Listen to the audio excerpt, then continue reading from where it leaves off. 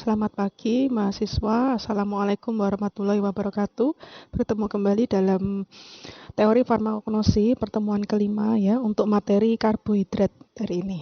Beberapa hal yang akan kita bahas untuk materi karbohidrat hari ini adalah yang pertama definisi karbohidrat dan struktur karbohidrat. Yang kedua adalah fungsi karbohidrat. Yang ketiga adalah penggolongan dan sumber-sumber karbohidrat.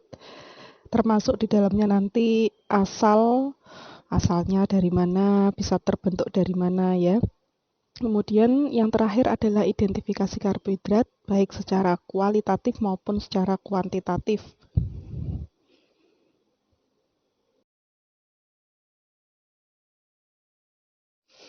Definisi karbohidrat ya, karbohidrat itu merupakan metabolit primer dari tumbuhan dan hewan. Kemarin kita sudah bahas metabolit primer itu apa, yaitu hasil dari metabolisme primer ya. Dan karbohidrat ini merupakan salah satu dari metabolit primer yang ada. Nah, kalau dari namanya ya, karbohidrat berasal dari kata karbon atau dengan lambang C dan hidrat atau air dengan lambang H2O. Ya, dari karbohidrat itu molekul yang terdiri dari karbon dan hidrat air ya. Nah, definisi panjangnya ya, polihidroksialdehid atau polihidroksiketon yang mengandung karbon, hidrogen dan oksigen dengan perbandingan 2:1 sama seperti yang terdapat dalam air. Nah, oleh karena itu karbohidrat ini kalau dilihat ya dari strukturnya dia akan punya dua gugus ya, yaitu gugus hidroksil, yang kedua adalah gugus keton atau aldehid. Jadi kalau dilihat lagi ada yang merupakan keton, ada yang merupakan aldehid. Diingat-ingat kembali dulu saat SMA, keton itu yang bagaimana, aldehid itu yang bagaimana ya. Nah, perlu diingat kembali bahwa perbedaan dari aldehid dan keton itu ada di bagian strukturnya. Jadi kalau mahasiswa melihat yang ada di layar, D-gliseraldehid dan L-gliseraldehid itu yang di bagian atas itu ada COH ya, CO karbonil dan H. Itu adalah ciri dari aldehid. Aldehid itu kan RCOH ya. Kalau ditulis rumusnya itu kan RCOH. Jadi ini adalah merupakan struktur yang aldehid. Sedangkan yang di sebelah kanan itu adalah contoh karbohidrat yang merupakan suatu keton. Jadi mahasiswa bisa melihat ada CO karbonil di bagian tengah, itu adalah ciri khas dari senyawa keton. Keton itu adalah RCOR ya. Maka ada CO karbonil di bagian tengah. Jadi ini adalah dua contoh dari karbohidrat yang memiliki gugus aldehid dan ada gugus keton ya. Nah, karbohidrat ini memiliki struktur stereoisomer D ya. Misalnya itu D-gliseraldehid, itu D itu maksudnya dextro. Kemudian yang L ya, L-gliseraldehid, L itu levo ya. Nah, tergantung pada posisi atom H atau gugus OH pada atom C asimetrik yang berdekatan dengan gugus CH2OH. Nah, mahasiswa bisa melihat bedanya D dan L. D itu posisi OH ya, pada yang di tanda bintang itu tanda bintang biru ya, OH-nya di sebelah kanan berarti D ya, kemudian yang OH-nya di sebelah kiri itu L, levo ya. Jadi ini ada perbedaannya di situ. Nah, kedua senyawa itu memiliki sifat kimia dan fisikanya sama ya, tapi perbedaannya hanya pada rotasi optiknya saja. Jadi D-gliseraldehid dan L-gliseraldehid itu sebetulnya sama saja sifat fisika kimianya, hanya saat rotasi optiknya itu yang berbeda. Yang satu OH-nya di sebelah kanan, yang satu lagi OH-nya di sebelah kiri, sehingga pada strukturnya ditulis nama yang berbeda, D-gliseraldehid dan L-gliseraldehid ya.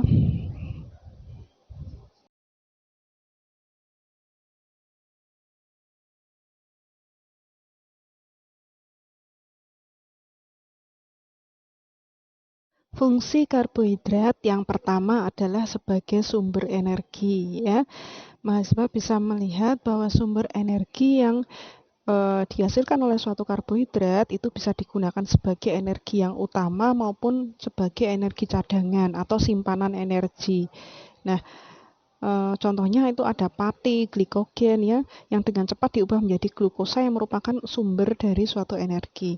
Nah, glukosa ini bisa digunakan langsung ya sebagai sumber energi utama untuk aktivitas dari organisme, atau bisa disimpan ya, simpan sebagai bahan bakar atau senyawa antara metabolisme.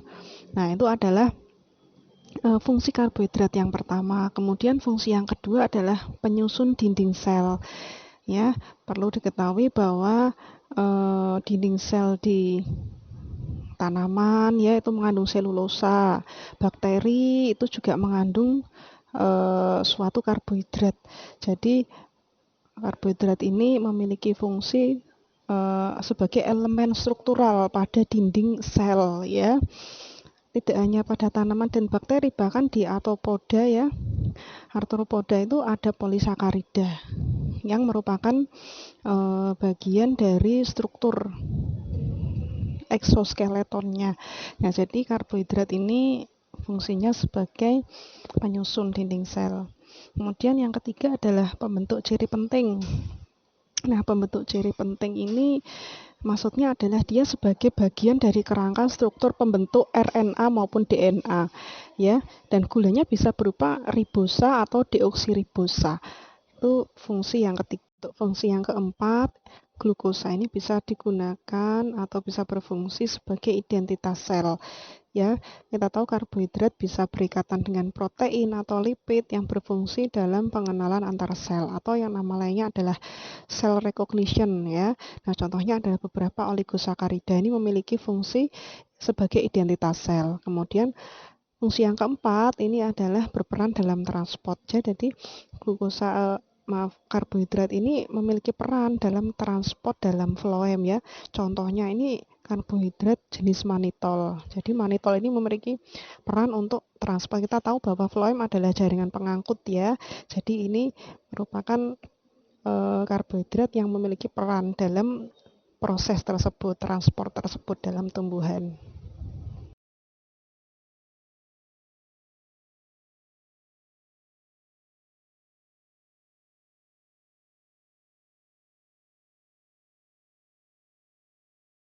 Kemudian untuk penggolongan karbohidrat, nah penggolongan ini berdasarkan ukuran molekulnya. Jadi ukuran molekul yang paling kecil kita namakan monosakarida, sampai dengan nanti yang paling besar adalah polisakarida. Untuk monosakarida sendiri dikatakan bahwa monosakarida ini adalah karbohidrat yang paling sederhana dan tidak dapat dihidrolisis lebih lanjut. Artinya tidak dapat dipecah lagi menjadi karbohidrat yang lebih sederhana lagi dari ini. Jadi ini udah mentok, paling sederhana, molekulnya paling kecil dari jenis karbohidrat. Kemudian yang kedua, disakarida adalah karbohidrat yang mengandung 2 satuan monosakarida.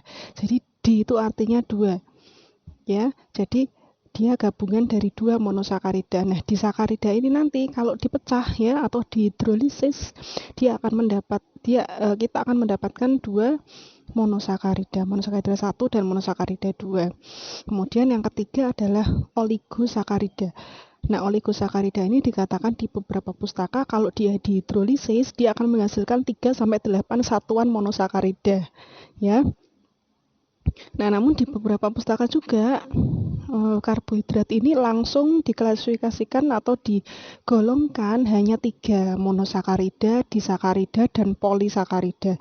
Dikatakan bahwa polisakarida ini adalah karbohidrat yang terdiri dari lebih dari 2 monosakarida. Jadi setelah disakarida langsung ke polisakarida.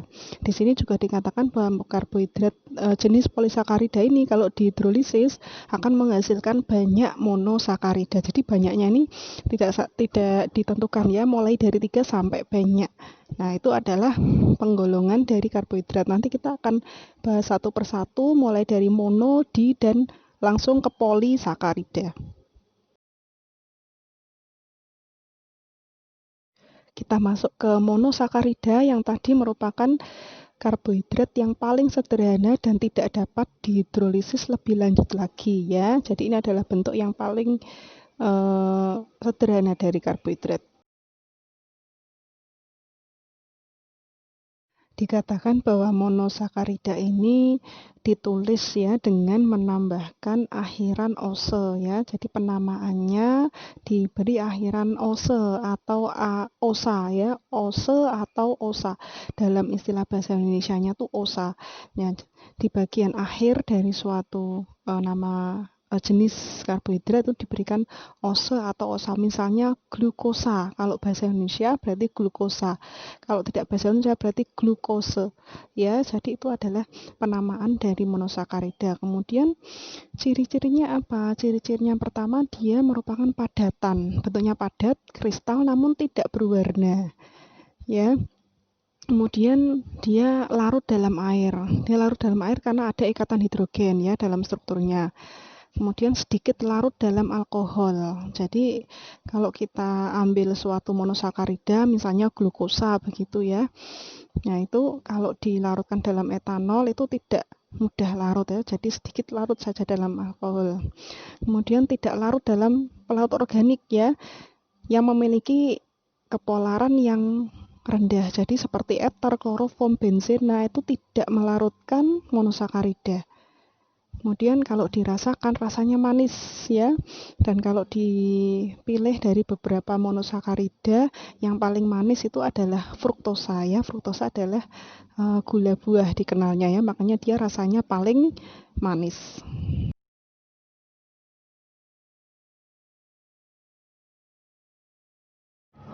Nah, monosakarida ini dikatakan memiliki satuan karbon ya 3 sampai 8. Jadi bedakan antara yang tadi di atas ada oligosakarida ya, yang ini satuan karbohidrat monosakarida. Jadi kalau oligosakarida tadi dikatakan bahwa dia merupakan gabungan dari 3 ya sampai 8 monosakarida. Kalau ini tidak berbeda. Jadi ini adalah monosakarida dengan rumus karbohidratnya kan CnH2nON ya. Nah, N-nya ini 3 sampai 8. Jadi karbonnya ini 3 sampai 8. Jadi perlu diperhatikan itu. Nah, berdasarkan jumlah karbon penyusunnya, monosakarida yang merupakan suatu karbohidrat ini dikategorikan memiliki nama sendiri ya. Kalau karbonnya 3 maka dikategorikan dalam triosa atau triose ya. Kemudian kalau karbonnya 4 itu tetrose atau tetrosa. Kalau 5 pentose atau pentosa. Kalau 6 ya karbonnya 6 itu heksose atau heksosa. Kalau 7 heptose atau heptosa. Kalau 8 oktose atau oktosa. Nah, perlu diperhatikan bahwa contoh-contoh karbohidrat golongan monosakarida yang biasa diketahui seperti glukosa, fruktosa, galaktosa ya, itu merupakan dalam kategori yang N-nya 6 jumlahnya, C6 ya. Jadi kalau dituliskan dalam satuan rumus karbohidratnya itu C6 H12O6. Nah, itu adalah monosakarida yang masuk dalam kategori heksosa. Nah, fruktosa dan teman-temannya glukosa itu masuknya dalam heksosa ini, C6H12O6. Nah, di slide ini dikatakan bahwa heksosa atau heksose yang merupakan monosakarida dengan karbon dengan jumlah 6 itu paling banyak terdapat di alam, memang limpahannya ya. Termasuk contohnya tadi sudah disebutkan ada glukosa, fruktosa, galaktosa, yaitu merupakan heksosa. Nah, yang di slide ini mahasiswa bisa melihat strukturnya ya. Coba kita hitung C-nya ya. Untuk D-glukosa, D-galaktosa, D-fruktosa ini C-nya ada berapa? Ya, misalnya D-glukosa dan D-galaktosa, kita lihat dari atas C-nya ada 1, 2, 3, 4, 5, 6 ya, ada 6 atom C-nya. Dikatakan bahwa glukosa dan galaktosa ini termasuk dalam D-aldoheksosa. Kenapa? Karena dia merupakan suatu aldehid. Tadi di awal sudah dijelaskan bahwa rumus karbohidrat atau struktur karbohidrat itu ada yang merupakan aldehid, ada yang merupakan keton. Jadi ini termasuk dalam suatu aldehid ya untuk glukosa dan galaktosa. Kemudian untuk yang satu lagi, D-fruktosa ya, merupakan heksosa juga, jadi C-nya jumlahnya 6. Kalau mahasiswa lihat di rumusnya itu ada CH2 yang paling atas ya, kemudian ada tanda putih itu maksudnya ada C di situ ya, karena kemudian ada karbonilnya, jadi CO di situ. Itu C yang kedua, kemudian ke bawah 3, 4, 5, 6. Jadi jumlah C-nya juga 6 yang menunjukkan dia merupakan golongan heksosa ya, monosakarida untuk kategori heksosa. Nah, bisa dilihat bahwa berbeda dengan glukosa dan galaktosa tadi, fruktosa ini merupakan suatu ketoheksosa. Jadi merupakan monosakarida yang memiliki gugus keton. Jadi bisa dilihat ada CO karbonil di tengah itu yang menunjukkan dia merupakan suatu keton ya, maka dinamakan ketoheksosa. Berbeda dengan glukosa dan galaktosa tadi yang merupakan aldoheksosa yang merupakan suatu aldehid. Kita lanjutkan untuk monosakarida, jenis-jenisnya apa saja yang terdapat di dalamnya dan sumbernya dari mana saja ya. Mohon maaf tadi ada sedikit gangguan sehingga suaranya Bu Ririn cukup tenggelam oleh adanya background ya. Ini sudah fokus kembali. Untuk yang pertama contohnya atau yang termasuk dalam monosakarida adalah dextrosa ya. Mahasiswa bisa menuliskan bahwa dextrosa ini adalah sebetulnya D-glukosa. Jadi dia glukosa yang memiliki struktur dextro ya, D-glukosa. Nah, perlu diketahui bahwa dextrosa ini terdapat dalam beberapa buah-buahan ya, seperti anggur, kemudian ceri, stroberi, blueberry, dan buah-buahan lain itu mengandung dextrosa ini. Dalam industri farmasi, glukosa ini digunakan untuk sediaan peroral ya, enema, injeksi subkutan, intravena ya. Mahasiswa bisa mengingat-ingat kalau misalnya pernah diinfus ya di rumah sakit, misalnya pernah sakit, di situ kan ada tulisannya infusnya dextrosa 5%. Nah, itu adalah contoh penggunaan dextrosa ini dalam bentuk larutan dextrosa untuk pengobatan ya, atau dalam industri farmasi. Nah, dikatakan pula bahwa dextrosa ini memiliki bentuk lain ya. Yang pertama adalah glukosa cair atau liquid glucose. Liquid glucose ya. Nah, glukosa cair ini merupakan hasil hidrolisis tidak sempurna dari pati atau amilum ya, dan terutama terdiri dari dextrosa, dextrin, maltosa, dan air. Jadi glukosa cair yang merupakan bentuk lain dari dextrosa ini didapatkan dari hidrolisis pati yang tidak sempurna ya. Nah, yang termasuk dalam bentuk glukosa cair ini apa? Yaitu cairan seperti sirup tak berwarna atau kekuningan ya. Rasanya manis ya, fungsinya karena manis maka fungsinya adalah sebagai pemanis atau sebagai bahan tambahan. Kalau kita mau buat pil atau tablet ya, maka glukosa cair ini digunakan sebagai bahan tambahan untuk menutupi rasa yang tidak enak pada pembuatan sediaan farmasi. Kemudian bentuk lain dari dextrosa yang kedua ini ada asam glukonat ya.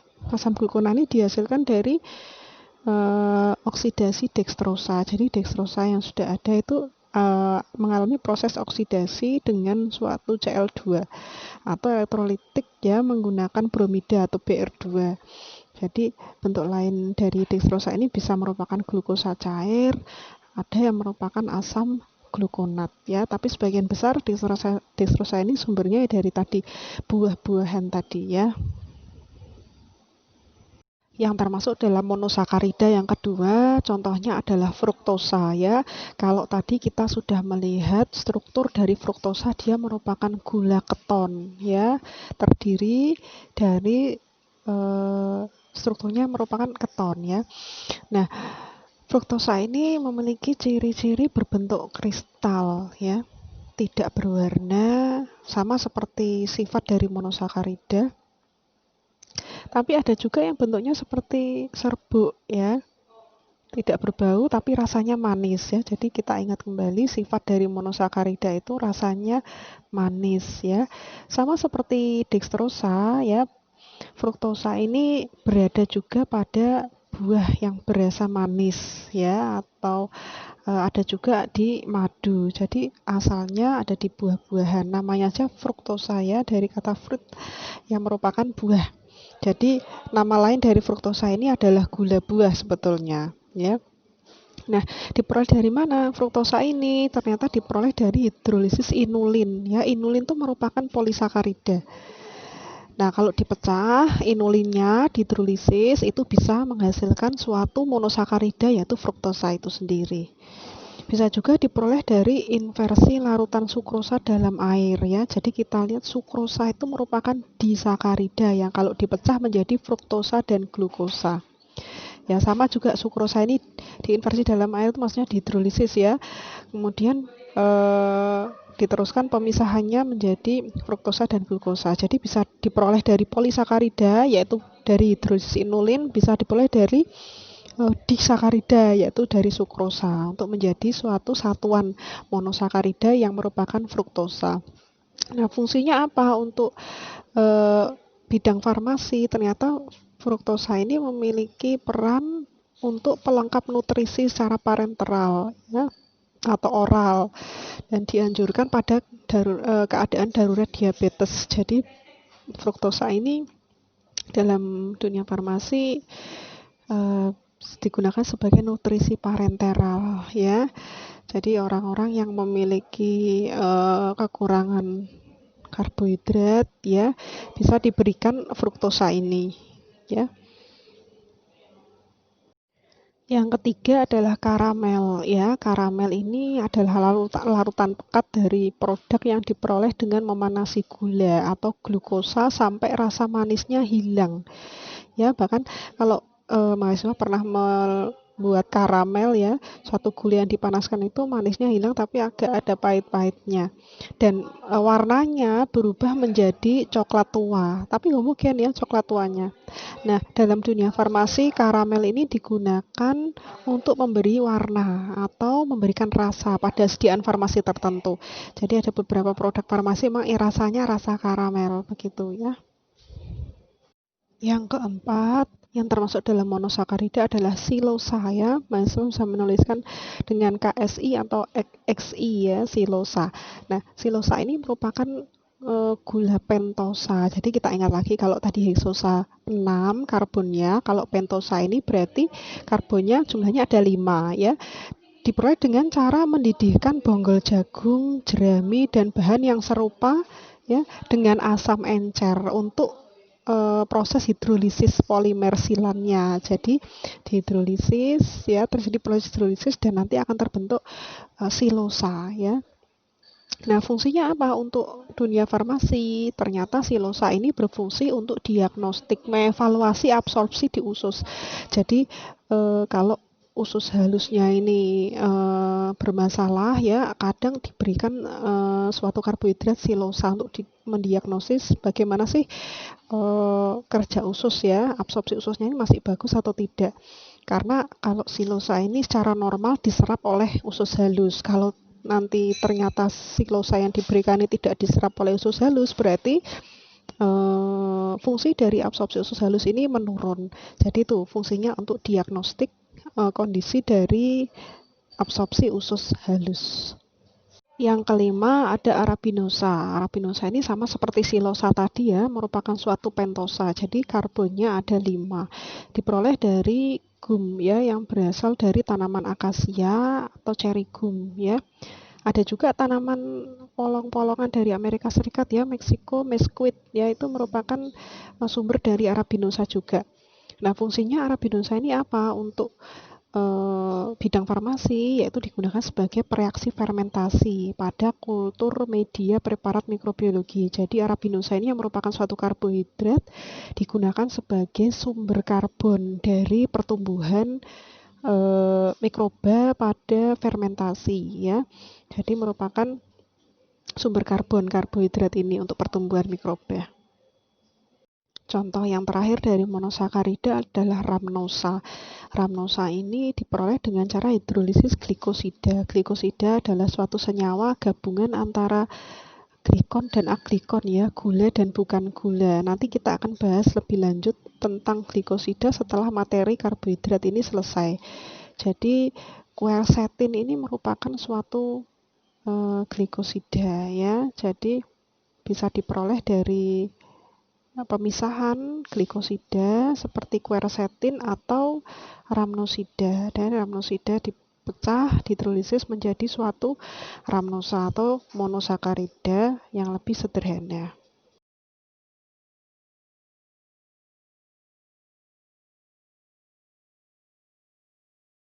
Setelah kita membahas tentang monosakarida, maka kita berlanjut untuk membahas tentang disakarida yang merupakan penggolongan karbohidrat yang kedua berdasarkan dari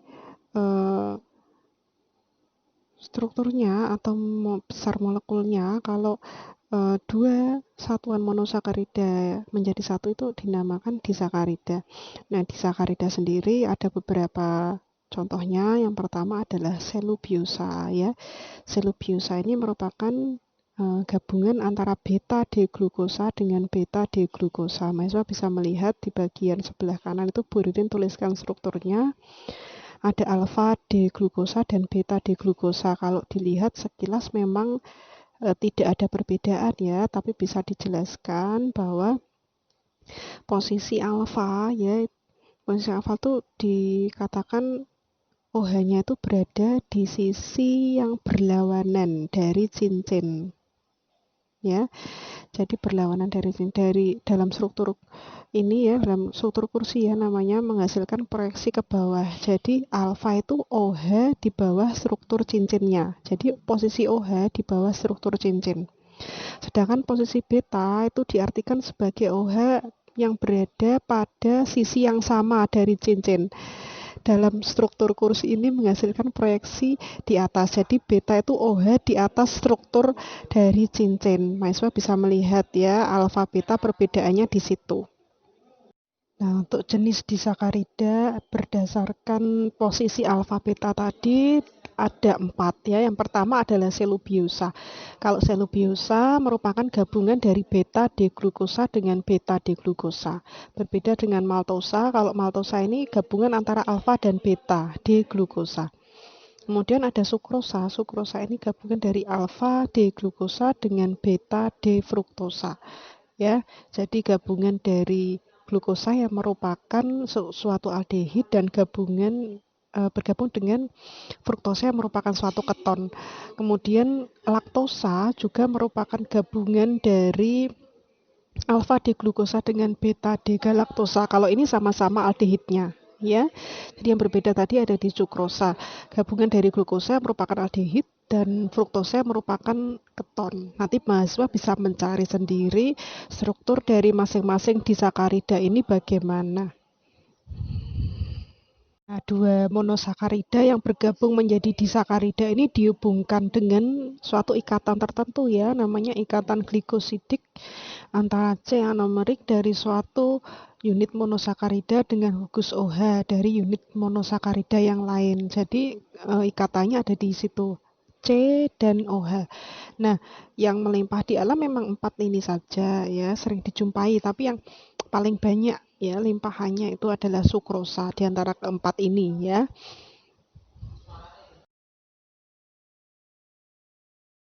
Untuk golongan sukrosa ya, yang pertama dari yang termasuk disakarida ya, sukrosa ini dihasilkan dari beberapa sumber tumbuhan atau tanaman ya. Misalnya yang tidak tumbuh di Indonesia itu ada tanaman bit ya, atau beta vulgaris itu merupakan sumber dari sukrosa. Tapi kalau yang di Indonesia misalnya dari tebu, aren, kelapa, siwalan, nah itu merupakan sumber dari sukrosa. Nah, fungsinya apa sukrosa ini untuk bidang farmasi? Yaitu lebih ke makanan minuman ya, sebagai flavor, mengurangi rasa yang tidak enak, bau yang tidak enak ya dari suatu sediaan makanan dan minuman. Nah, sukrosa ini bisa dibuat lebih pekat ya, dan bisa berfungsi sebagai pengawet karena konsentrasi yang tinggi dari sukrosa atau pekat ini nanti bisa bersifat sebagai bakteriostatik, yaitu menghambat pertumbuhan dari bakteri. Contoh yang kedua dari Disakarida ini madu ya. Madu ini merupakan disakarida yang konstituen atau bahan pembentuknya itu ada 50-90% itu dextrosa dan fruktosa ya. Kemudian 10%-nya itu adalah sukrosa. Jadi madu ini merupakan karbohidrat yang di dalamnya terdapat disakarida yaitu sukrosa. Nah, madu sendiri merupakan penggetahan gula sakarida yang dikumpulkan dalam indung madu oleh lebah Apis mellifera. Nah, fungsinya untuk apa? Kalau madu ini fungsinya sebagai demulsen. Demulsen ini merupakan obat absorben ya, obat absorben yang sekaligus berfungsi mengatasi iritasi lambung dan diare. Jadi kalau mahasiswa pernah melihat ya sediaan untuk obat diare kaupektat ya, yang di dalamnya merupakan campuran kaolin pektin, itu merupakan contoh dari obat yang termasuk dalam golongan demulsen. Kemudian fungsi lainnya juga sebagai bahan tambahan ya dalam sirup, kemudian dalam pembuatan pil itu madu juga digunakan. Yang ketiga ada laktosa ya. Laktosa ini lebih dikenal dengan gula susu ya, karena gula yang diperoleh dari susu memang laktosa ini. Kemudian terbentuknya dari penggabungan satu molekul glukosa dan galaktosa seperti tadi yang sudah dijelaskan di depan. Dan bisa juga diperoleh dari hidrolisis dengan menggunakan enzim laktase ya, lebih mudah dihidrolisis dibandingkan sukrosa laktosa ini. Nah, dapat dihidrolisis dengan enzim laktase nanti menghasilkan apa? Menghasilkan galaktosa dan glukosa menjadi monosakarida. Nah, tapi laktosa ini ternyata lebih tidak manis ya dibandingkan sukrosa. Jadi sukrosa ini lebih manis dibandingkan laktosa begitu. Nah, laktosa ini juga mudah berubah ya menjadi asam laktat oleh adanya bakteri Lactobacillus ya. Dan ini pula lah antara lain yang menyebabkan susu itu bisa bersifat asam. Jadi kalau ada ditambahkan Lactobacillus ya pada suatu susu, maka laktosa ini berubah menjadi suatu asam laktat. Nah, kemudian fungsinya apa dalam bidang farmasi? Ternyata laktosa ini berfungsi sebagai pengencer obat lain ya, sebagai kalau misalnya suatu resep ya ada bahan yang memang bahan yang perlu ditimbang itu sangat sedikit, maka harus ditambahkan suatu laktosa dulu sebagai pengencer untuk membuat suatu sediaan farmasi. Kemudian sebagai bahan makanan ya untuk bayi misalnya, dan juga berguna untuk menjaga mikroflora dari usus ya. Nah, menjaga mikroflora usus ini merupakan substrat yang baik ya bagi laktobasil. Jadi laktosa di semua merupakan suatu disakarida itu bagus untuk mikroflora usus ya, bagus untuk mikroba-mikroba yang ada di usus. Dan kita tahu bahwa laktosa ini merupakan penciri ya kalau suatu bayi itu tidak tahan terhadap susu yang memiliki laktosa ya, alergi laktosa, maka dia tidak bisa mengkonsumsi laktosa dan harus mengkonsumsi susu yang berasal dari soya atau kedelai. Nah, tapi padahal laktosa ini dibutuhkan sangat penting ya bagi bayi, yaitu untuk perkembangan dari otak bayi tersebut. Tapi di beberapa bayi memang tidak dianjurkan untuk mengkonsumsi laktosa karena dikarenakan tadi alergi ya, alergi susu sapi yang di dalamnya memang banyak mengandung laktosa. Sakarida yang lainnya terakhir ini ada maltosa. Nah, maltosa ini merupakan disakarida yang diperoleh dari hidrolisis parsial. Jadi hidrolisisnya tidak sempurna, hanya hidrolisis bagian saja dari pati ya atau amilum. Menggunakan suatu enzim ya, hidrolisisnya dengan enzim diastase enzimnya. Nah, amilum sendiri merupakan suatu polisakarida ya. Jadi maltosa ini didapatkan dari polisakarida yang dipecah-pecah secara parsial atau sebagian sehingga menghasilkan maltosa yang merupakan suatu disakarida. jenis atau golongan karbohidrat yang terakhir adalah golongan polisakarida. Ya, polisakarida ini merupakan karbohidrat yang jika dihidrolisis ya akan menghasilkan banyak sekali monosakarida. Bahkan ada yang tadi dikatakan di maltosa tadi ya, polisakarida kalau dihidrolisis sebagian bisa menghasilkan suatu disakarida. Nah, dikatakan bahwa polisakarida ini memiliki berat molekul yang terbesar ya dibandingkan jenis karbohidrat yang lain. Monosakarida, disakarida itu lebih rendah dibandingkan berat molekul yang dimiliki oleh polisakarida. Nah, hidrolisis polisakarida ini bisa terjadi parsial dan sempurna ya. Kalau parsial tadi bisa masuk atau terbentuknya disakarida, contohnya pada maltosa. Kalau terjadi hidrolisis secara sempurna, maka akan menghasilkan satuan monosakarida. Nah, unit monosakarida ini dapat dihubungkan secara linier ya, atau dapat bercabang.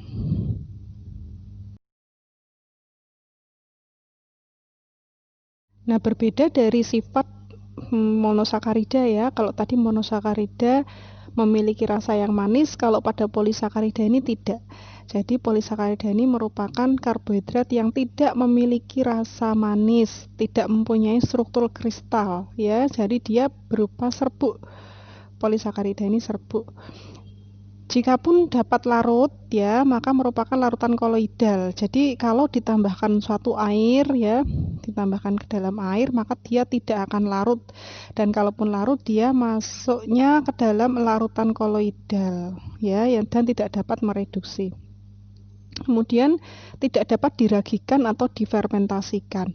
Jadi kalau kita lihat tadi fungsi dari beberapa monosakarida dan disakarida, fungsinya adalah untuk media fermentasi mikroorganisme. Kalau di polisakarida ini sebagian besar ya tidak dapat difermentasikan, jadi tidak dapat digunakan sebagai sumber karbon ya dari proses fermentasi.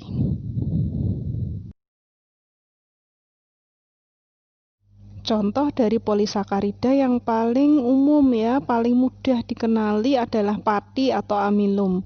Pati atau amilum ini tersusun atas unit-unit D-glukosa ya, yang dihubungkan oleh ikatan 1,4-alfa glikosidik. Nah, kalau kita lihat pati atau amilum ini terdiri dari amilosa dan amilopektin ya. Amilosa ini adalah bagian dari amilum yang larut dengan air panas dan memiliki struktur rantai yang lurus ya. Kalau amilopektin tidak larut dengan air panas dan mempunyai struktur rantai yang bercabang. Ya, jadi kalau amilum ini dipisahkan dengan air panas ya, jadi amilosanya yang akan larut dalam air panas. Kalau amilopektinnya tidak akan larut dalam air panas. Nah, amilosa amilopektin ini juga membuat nasi ya, nasi yang ada di Indonesia dengan yang di Jepang atau Korea ini berbeda karena kandungan amilosa dan amilopektinnya berbeda. Nah, ASEAN ini menyebutkan bahwa nasi di ASEAN ya, ASEAN itu maksudnya termasuknya Indonesia ya, kecuali Jepang dan Korea ini amilosanya sekitar 20-25%. Sisanya adalah amilopektin. Sedangkan di Jepang dan Korea ya,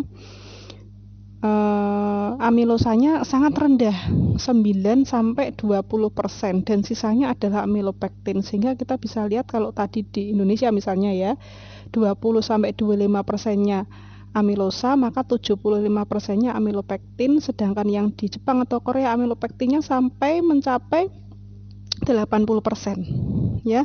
Makanya dari itu kalau kita lihat orang Jepang, orang Korea makan nasinya pakai supet ya, dengan mudahnya dia makan pakai supet, nasinya nggak jatuh ya saat diambil pakai supet, itu memang karena dia nasinya lebih lengket. Nah, lebih lengket ini menunjukkan bahwa amilopektinnya lebih banyak.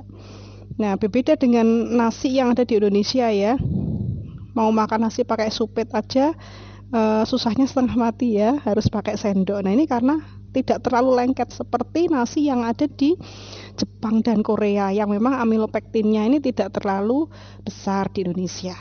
Amilumnya ya, amilum pada nasi.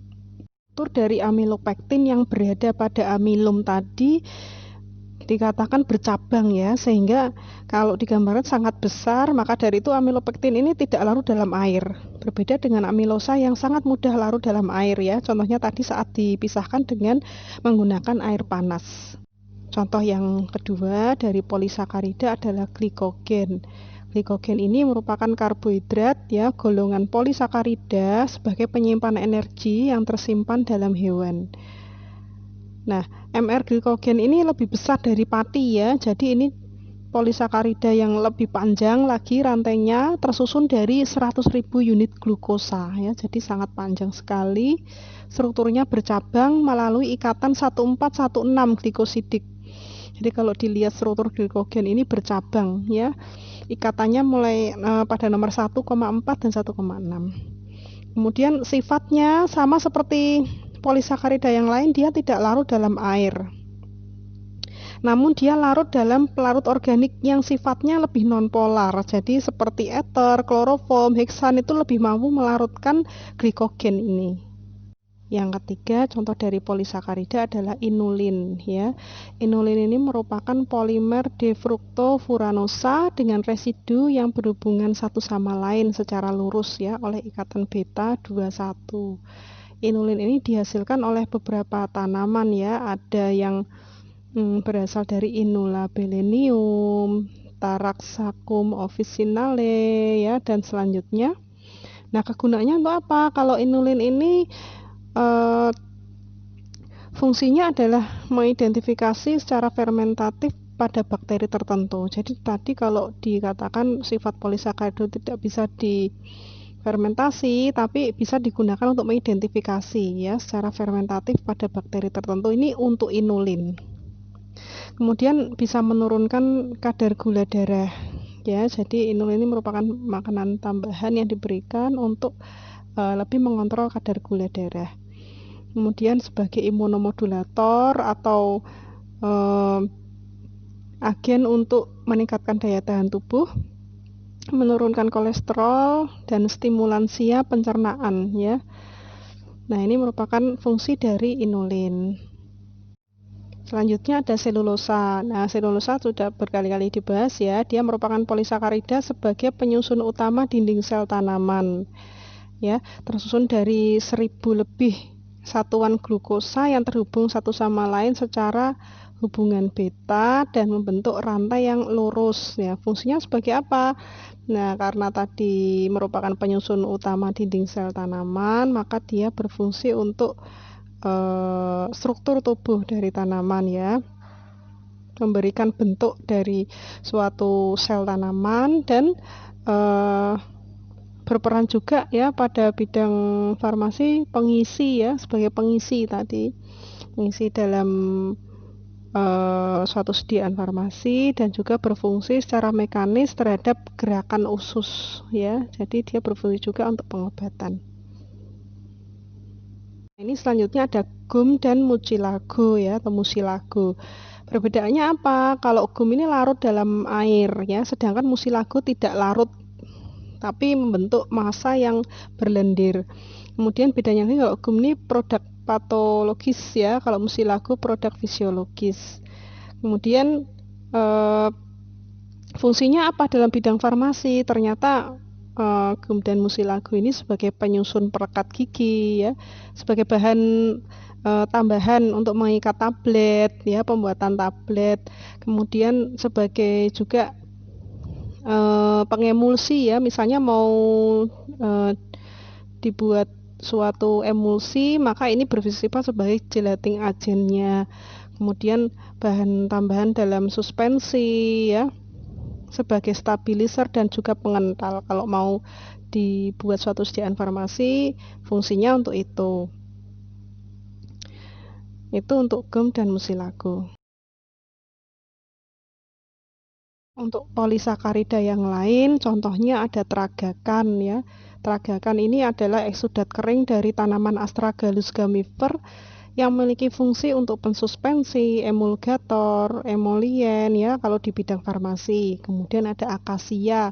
Akasia ini juga merupakan eksudat gum kering dari batang akasia Senegal ya, yang terbentuk gum dari daya kerja bakteri atau fungi. Jadi ada peran serta mikroba dalam tanaman batang akasia Senegal tadi ya. Kemudian ada agar. Agar ini zat koloid kering ya, hidrofil yang disari dari Gelidium amansi dan Gelidium cartilaginum ya, dan didapatkan pula bisa dari ganggang merah. Jadi agar ini merupakan juga polisakarida. Kemudian ada natrium alginat. Natrium alginat ini produk karbohidrat yang dimurnikan dari dan disari dari ganggang coklat ya, dengan menggunakan alkali encer dan berasal dari Macrochytis perifera. Nah, fungsinya sebagai apa? Sama ya seperti polisakarida yang lain tadi, dia juga berfungsi sebagai pensuspensi, pengikat tablet dalam bidang farmasi. Kemudian karena dia memiliki kemampuan untuk membentuk gel, maka juga digunakan dalam formulasi pembuatan gel. Kemudian ada karaginan. Karaginan ini hidrokoloid yang berasal dari Chondrus cripus ya, dan Gigartina mammillaria ya, atau jenis guma laut kalau Eugema cottoni. Nah, fungsinya untuk apa? Kalau di karaginan ini sebagai emulgator ya, sebagai bahan obat dalam produk pencahar, antikoagulan. Ini merupakan fungsi dari polisakarida lain yaitu karaginan. Amilum sendiri dapat dihasilkan dari beberapa tanaman asal ya. Kalau tanaman asalnya ini di amilum itu mencirikan nama dari simplicianya. Jadi misalnya diambil dari jagung ya, maka nama amilumnya nanti adalah Amilum maydis. Kemudian kalau dari Oryza sativa atau padi ya, maka nanti nama amilumnya adalah Amilum oryzae dan selanjutnya. Nah, nanti mahasiswa juga akan belajar untuk mengamati amilum-amilum ini ya, baik dari sisi makroskopis, organoleptis ya, dan nanti dengan mikroskopis. Nanti akan tahu perbedaannya Amilum maydis, Amilum oryzae, Amilum manihot, Amilum solani, Amilum tritisi, itu bedanya ada di mana ketika diamati dengan mikroskop. Nanti kita akan masuk ke praktikum farmakognosi.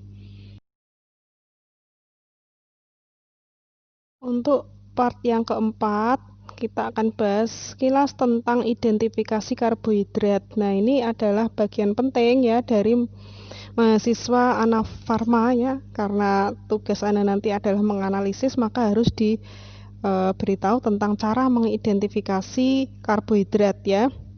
Nah, nanti untuk yang beberapa metodenya memang belum diajarkan, nanti mungkin sekilas saja seperti apa contohnya begitu ya, yang metodenya memang belum ada dasarnya di semester 1.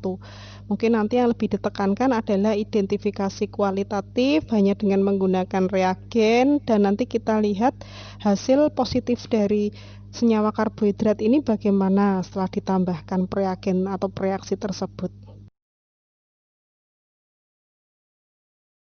Untuk identifikasi kualitatif yang pertama adalah dengan menggunakan larutan Fehling ya. Kita tahu dulu di SMA mungkin pernah. Nah, larutan Fehling ini akan bereaksi dengan monosakarida sebetulnya ya. Jadi seperti glukosa, fruktosa, galaktosa. Nah, itu yang memiliki aldehid maupun keton itu bisa bereaksi positif dengan Fehling ya. Akan tetapi sukrosa ya tidak memiliki gudus aldehid dan keton bebas ya, sehingga sukrosa ini tidak dapat deteksi dengan larutan Fehling. Tapi kalau di sakarida yang lain seperti laktosa, maltosa yang memiliki gugus aldehid dan keton bebas ini bisa bereaksi dengan Fehling. Nah, nanti kalau misalnya sukrosa ya atau polisakarida lain dipanaskan dengan penambahan asam sehingga terbentuk gula pereduksi, maka bisa dites dengan larutan Fehling. Nah, perlu diingat lagi Fehling dulu ini ada Fehling A dan Fehling B ya. Fehling A adalah larutan CuSO4, sedangkan Fehling B adalah campuran dari NaOH dan kalium natrium tatrat. Jadi dengan mencampur kedua bahan atau larutan tersebut nanti akan kita dapatkan larutan yang warnanya biru tua. Nah, nanti saat melakukan uji atau identifikasi karbohidrat dengan menggunakan Fehling ini ditambahkan Fehling A dan Fehling B ini dalam jumlah yang sama banyak, atau yang sudah dicampur langsung saja kita tambahkan hasil campuran dari keduanya itu. Nah, kemudian akan terjadi reduksi. Nah, di reduksi ini kadang perlu dipanaskan juga ya. Nah, nanti akan menghasilkan positifnya ada endapan kuprooksida yang ditandai dengan warna merah bata, sehingga terkenalnya kalau identifikasi karbohidrat dengan menggunakan larutan Fehling akan didapatkan endapan merah bata begitu. Kemudian yang kedua adalah reaksi Molis ya, atau sering disebut juga reaksi naftol karena yang di dalamnya merupakan larutan alfa-naftol. Nah, karbohidrat ya, semua karbohidrat itu akan memberikan warna ungu apabila direaksikan dengan reaksi ini atau alfa-naftol ini, dan adanya asam sulfat pekat nanti yang ditambahkan. Nah, cincin ungu ya, cincin ungu hasil positif dari reaksi Molis ini pada batas kedua cairan. Apabila penambahan asam sulfat dilakukan setetes demi setetes melalui dinding tabung. Jadi pertama ditambahkan alfa-naftol dulu ya, kemudian dikocok dan pelan-pelan asam sulfat pekatnya ini diteteskan pada dinding tabung. Nah, nanti akan terbentuk cincin warna ungu pada lapisan antara alfa-naftol dan asam sulfat pekatnya. Nah, karbohidrat yang tidak larut ya, misalnya pada selulosa ini yang tidak larut harus dilakukan pengocokan dulu ya. Jadi supaya bereaksi karbohidrat, larutan karbohidrat yang kita uji dengan alfa-naftolnya, sehingga nanti saat ditambahkan asam itu akan terbentuk cincin ungu tadi pada lapisan batasnya. Pada identifikasi yang ketiga yaitu pembentukan osazon. Nah, osazon ini merupakan turunan gula yang terbentuk dari larutan gula yang mengandung aldehid dan keton ya, yang direaksikan dengan fenilhidrasin hidroklorida, natrium asetat dan asam asetat. Jadi kristal osazon yang terbentuk nanti warnanya kuning ya, dan dapat diidentifikasi suhu titik leburnya itu berapa dan bentuknya spesifik. Kalau dilihat di bawah mikroskop, kristal osazon ini bentuknya sangat spesifik sehingga merupakan identifikasi yang betul-betul khas ya dari suatu karbohidrat. Nah, dikatakan glukosa manosa ya menghasilkan osazon yang memiliki titik lebur sama. Titik leburnya bisa sekitar 200 derajat Celcius ya. Nah, tapi kalau kita mau cek ya monosakarida yang lain, misalnya pada galaktosa itu suhu titik didihnya lebih rendah dari 200. Laktosa juga sekitar 200-an ya. Nanti masing-masing dari karbohidrat tadi, glukosa, galaktosa, laktosa itu memang positif ketika ditambahkan suatu reaksi ya, direaksikan dengan fenilhidrasin hidroklorida, natrium asetat dan asam asetat, dan akan membentuk suatu kristal berwarna kuning yang disebut kristal osazon yang khas jika diamati di bawah mikroskop. Kemudian tes yang selanjutnya adalah resorsinol. Uji atau tes resorsinol itu khusus untuk keton ya. Jadi tadi kalau di awal-awal kita sudah bahas struktur dari karbohidrat itu ada yang berupa keton, ada yang berupa aldehid ya. Jadi tes resorsinol ini khusus untuk melihat adanya gugus keton atau tidak. Nah, caranya bagaimana? Kalau tes resorsinol ini kadang orang menyebutnya tes Seliwanov ya. ke dalam larutan ujinya. Nanti akan ditambahkan sedikit resorsinol ya, namanya saja tes resorsinol. Dan sedikit asam. Asamnya asam klorida pekat ya, HCl pekat, dipanaskan. Nah, nanti akan timbul warna merah muda. Nah, warna merah muda ini menunjukkan adanya senyawa keton ya. Misalnya kita mau uji fruktosa. Tadi ya, fruktosa merupakan monosakarida yang memiliki gugus keton pada strukturnya itu akan positif berwarna merah muda. Beda lagi kalau kita mau uji aldehid ya, aldehid diuji resorsinol kira-kira terbentuk warna merah muda tidak? Tidak ya, karena memang tidak ada gugus ketonnya. Misalnya pada glukosa mau dicek keton itu ya negatif begitu ya. Kalau fruktosa tidak karena memang ada ketonnya. Nah, sama seperti tes resorsinol yang digunakan untuk membedakan antara monosakarida misalnya ya yang merupakan monosakarida dengan gugus keton dan aldehid, maka tes furfural ini juga untuk membedakan antara yang memiliki atom C sebanyak 5 dengan yang lainnya. Jadi pentosa itu yang memiliki atom C dari karbohidrat sejumlah 5, C5 ya. Kalau yang tadi paling banyak limpahnya di alam kan C6 ya, heksosa. Nah, ini tapi pentosa. Ini juga bisa digunakan untuk membedakan pentosa dengan monosakarida yang lain, misalnya dibedakan dengan heksosa ya. Caranya nanti bahan uji dipanaskan dengan larutan asam klorida yang mengandung sedikit fluorogusin. Nah, dalam jumlah yang sama banyak, misalnya 1:1 ya, 5 mili ya dengan 5 mili. Nanti akan terbentuk warna merah yang menunjukkan dia positif sebagai suatu pentosa ya, jadi C-nya sebanyak 5. Selanjutnya ada tes Keller-Kiliani ya untuk gula dioksi.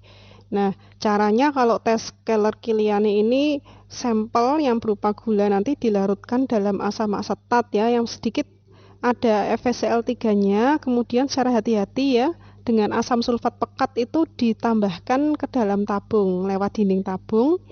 Kemudian pada lapisan antara ya, lapisan antara lapisan air yang merupakan asam asetat besi FeCl3 tadi, setelah ditambahkan asam sulfat pekat nanti ada lapisannya, dua lapisan, timbul warna coklat merah ya, yang lama-lama akan berubah menjadi warna biru. Nah, biasanya ini digunakan untuk uji gula pada senyawa glikosida jantung ya. Jadi ada senyawa glikosida itu senyawa yang terdiri dari gula dan non gula. Nah, gulanya, bagian dari gula dari glikosida itu bisa dicek dengan tes Keller-Kiliani ini. Kemudian beberapa karbohidrat juga positif ya dengan reaksi anisaldehid. Jadi anisaldehid ini merupakan suatu reaksi ya untuk membentuk warna, baik di identifikasi kualitatif seperti ini atau nanti kalau kalian sudah masuk ke ranah kromatografi lapis tipis itu banyak menggunakan anisaldehid ini. Jadi anisaldehid ini bisa ya digunakan untuk identifikasi karbohidrat dengan cara menambahkan sampel dengan reaksi anisaldehid ya. Anisaldehid itu sudah ada di lab, bentuknya cair ya, biasanya dilarutkan sedikit sama etanol. Kalau di beberapa pustaka menyebutkan ada ditambahkan juga dengan asam sulfat pekat ya dan asam asetat. Nah, jadilah reaksi anisaldehid. Tapi anisaldehidnya sendiri memang sudah ada ya reaksinya di lab. Nanti hasilnya apa? Hasilnya adalah terbentuk suatu warna mulai dari abu-abu hingga violet biru hasilnya setelah direaksikan dengan anisaldehid. Terakhir dengan reaksi enzimatis menggunakan enzim tertentu ya, misalnya pakai glukosa oksidase atau galaktosa oksidase nanti akan dapat mengidentifikasi karbohidrat tertentu. Misalnya dengan glukosa oksidase nanti akan bisa mengidentifikasi glukosa ya dan sebagainya. Nah, kalau uji atau identifikasi kualitatif yang lain ya yang lebih baik lagi metodenya, mahasiswa nanti bisa menggunakan kromatografi kertas, kromatografi lapis tipis ya yang cukup sederhana dari kromatografi. Nanti akan dibahas di semester yang selanjutnya ya.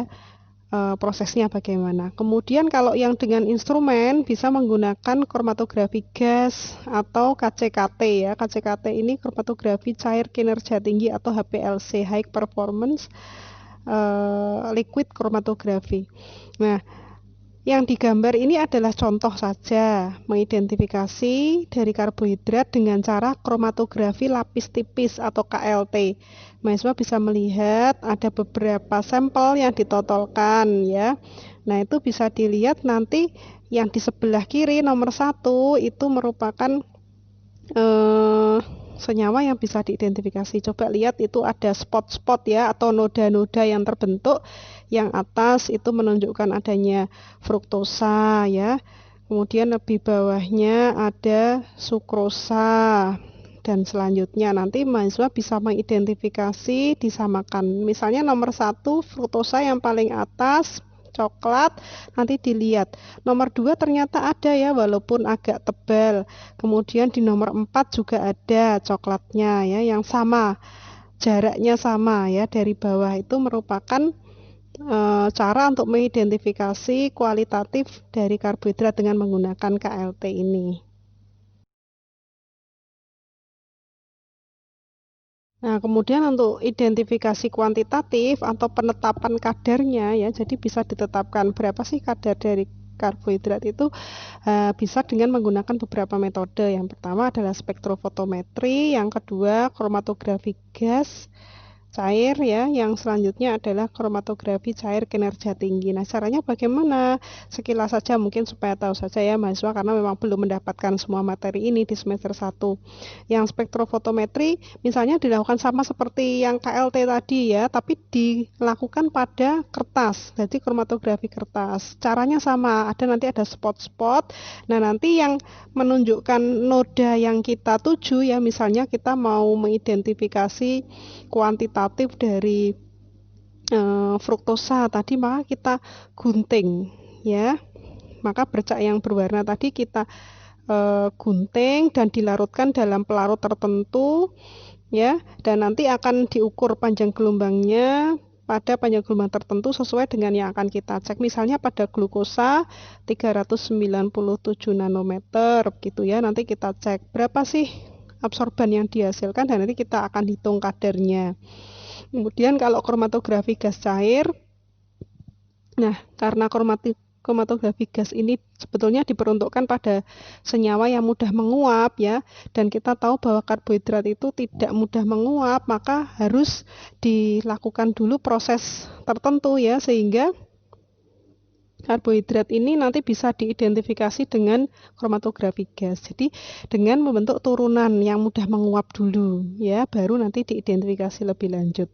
Begitu pula untuk yang KCKT. KCKT ini juga terlebih dahulu dibuat dalam bentuk turunannya ya, misalnya sebagai ester benzoat. Nah, nanti kemudian baru dielusi ya dengan proses KCKT pada instrumen KCKT, dan nanti akan diidentifikasi berdasarkan luas area yang terbentuk, berapa sih kadarnya dari karbohidrat ini dibandingkan dengan bakunya.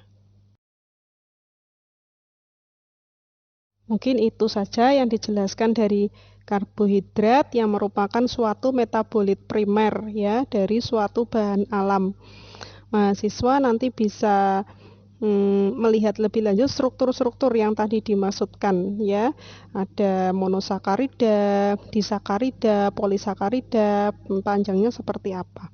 Kemudian di pertemuan selanjutnya kita akan masih bahas yang berhubungan dengan gula, yaitu senyawa glikosida ya.